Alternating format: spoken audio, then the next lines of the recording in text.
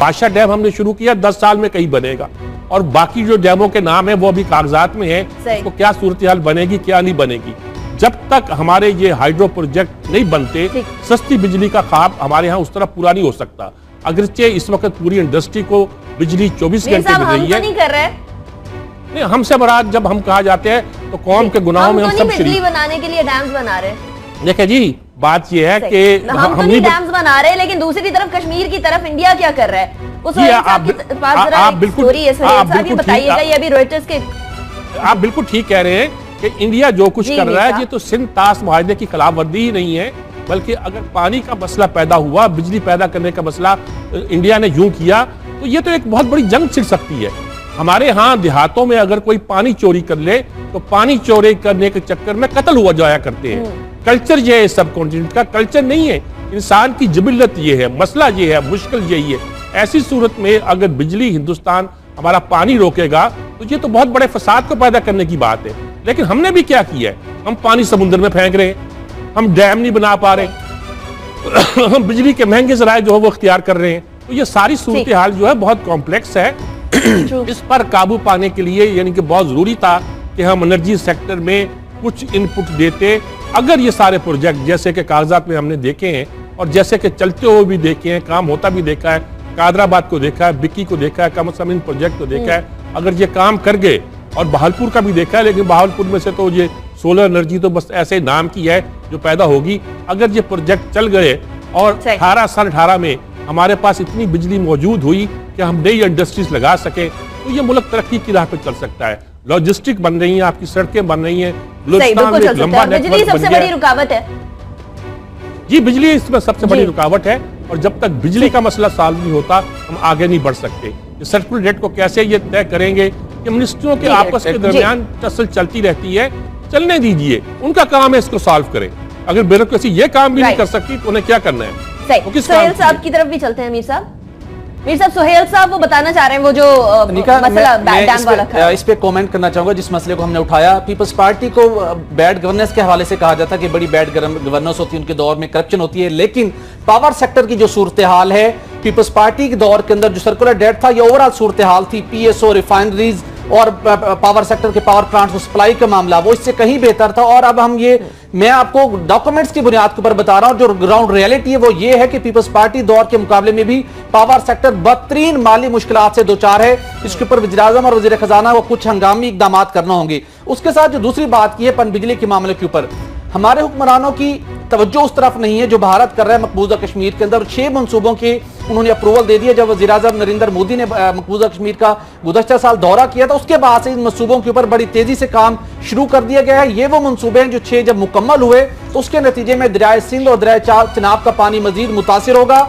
हुकूमत को चाहिए, वजारत पानी बिजली को चाहिए कि इंडस वाटर कमिश्नर के तहत अभी इस मामले को उठवाएं, इन मनसूबों को रुकवाएं। बसूरत दीगर जिस तरह किशन गंगा डैम नीलम झेलम पर बन गया, बाद में हमें वर्ल्ड बैंक से कोई हमें सपोर्ट ना मिल सकी, इन मनसूबों को रुकवाने के लिए अभी से कोई काम करना चाहिए। ठीक है, और वो काम करेंगे तभी जाकर हम लोग अपने पानी के मसले को हल कर पाएंगे। वैसे तो ख्वाजा साहब कहते हैं भारत से मुज़ाकरात की बात शुरू हो रही है, की किल्लत हो जाएगी, लेकिन उसको रोकने के लिए क्या किया जा रहा है?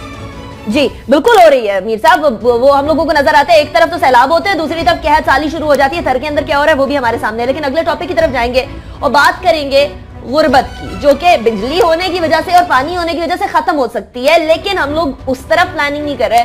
तो अब हम लोगों को वर्ल्ड बैंक गुर्बत खत्म करने के लिए $40 करोड़ का कर्जा दे रहा है। अभी याद रहे कि हमने जो इससे पहले स्टोरी की थी उसके अंदर $45 करोड़ का कर्जा ले रहा है और $40 करोड़ की हम लोग अपना नुकसान कर चुके हैं।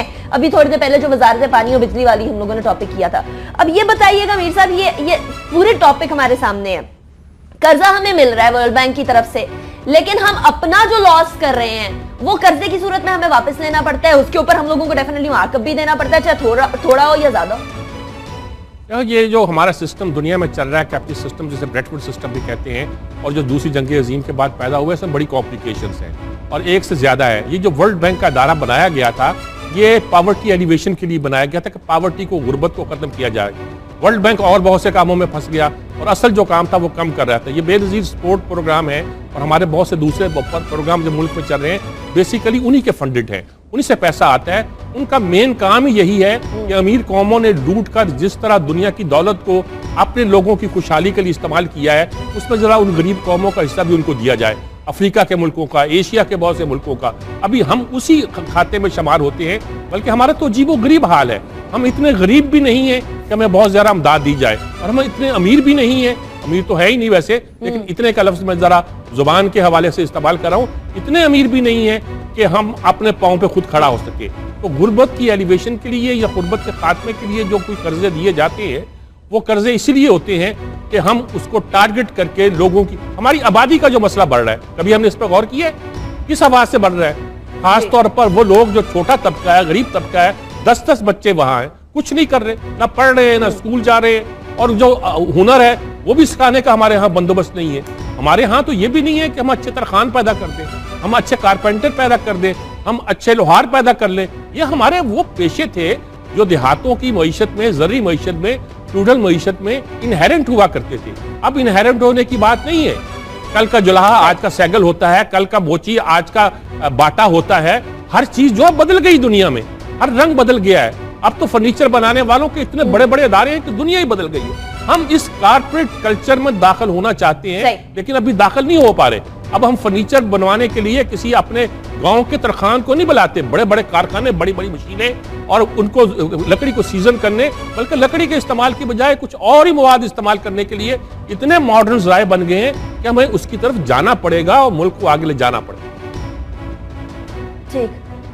ठीक है। अच्छा सोहेल साहब, ये अभी जो मैं वजारत पानी और बिजली की बात कर रही थी, एक तरफ हम 40 करोड़ डॉलर का नुकसान कर लेते हैं, दूसरी तरफ 45 करोड़ रुपए जाके कर्जा ले लेते हैं। अगर हम अपने नुकसान को कर्टेल कर लें, करप्शन को कर्टेल कर लें, तो हमें इन कर्जों की तो वैसे ही जरूरत ना पड़े।